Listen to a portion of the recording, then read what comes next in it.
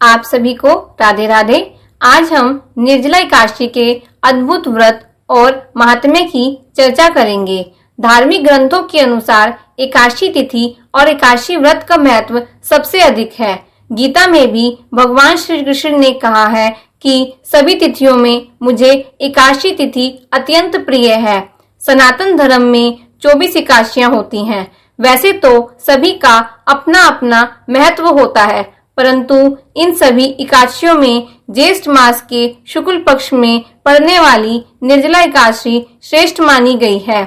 इस एकादशी के बारे में ऐसी मान्यता है कि यदि विधि विधान के साथ भगवान विष्णु की पूजा व ध्यान करके इस निर्जला एकादशी का व्रत किया जाए तो इसका फल साल भर में आने वाली 24 एकादशियों के बराबर होता है।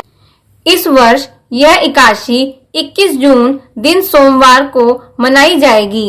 इस दिन भगवान विष्णु के पूजन का विशेष महत्व है। निर्जला एकादशी व्रत महात्म्य।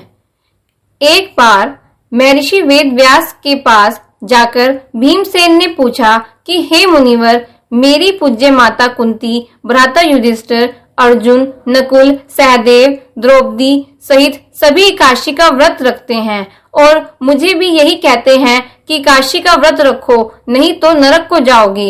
हे मुनिवर, आप तो जानते ही हैं कि मेरे उदर में अग्नि का वास है। आप मेरे लिए कोई ऐसा उपाय बताइए जिससे मैं भी अपने संबंधियों सहित स्वर्ग को जा सकूं। तब व्यास मुनि बोले, ज्येष्ठ मास के शुक्ल पक्ष की एकादशी का नाम निर्जला है।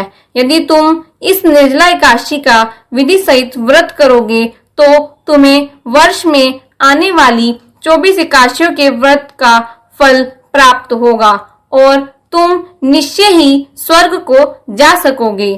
तब व्यास मुनि से इस एकादशी के व्रत की पूरी विधि जानकर भीम ने इस व्रत को किया।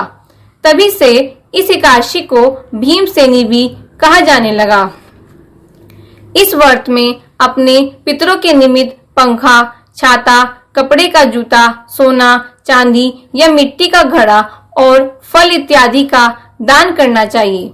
यदि संभव हो सके तो मीठे जल का प्याऊ लगवा दें और सेवा भाव से दिन व्यतीत करें और भगवान विष्णु के 12 अक्षर महामंत्र ओम नमो भगवते वासुदेवाय का भी जप करें।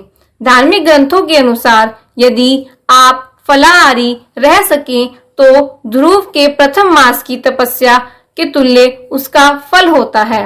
यदि आप पवन आहारी रह सकें और निर्जल व्रत करें तो ध्रुव के छठे मास की तपस्या के समान फल होता है। सत्संग करना, सत्य बोलना, निंदा ना करना, क्रोध का त्याग करना व किसी भी प्रकार की हिंसा ना करना, इस प्रकार विधि सहित व्रत करें और रात्रि को भी भजन, कीर्तन, रामलीला, कृष्ण लीला सुनकर जागरण करें। अगले दिन द्वादशी को ब्राह्मणों को भोजन कराकर उन्हें दक्षिणा दें और उनकी परिक्रमा अवश्य करें। इसके बाद ही स्वयं भोजन ग्रहण करें। इस अद्भुत निर्जला एकादशी का वर्णन पुराणों में भी मिलता है। जो भी इस निर्जला एकादशी महात्म्य को सुनता है, भगवान श्री हरि विष्णु की कृपा और प्रसन्नता उस पर सदैव बनी रहती है। राधे राधे।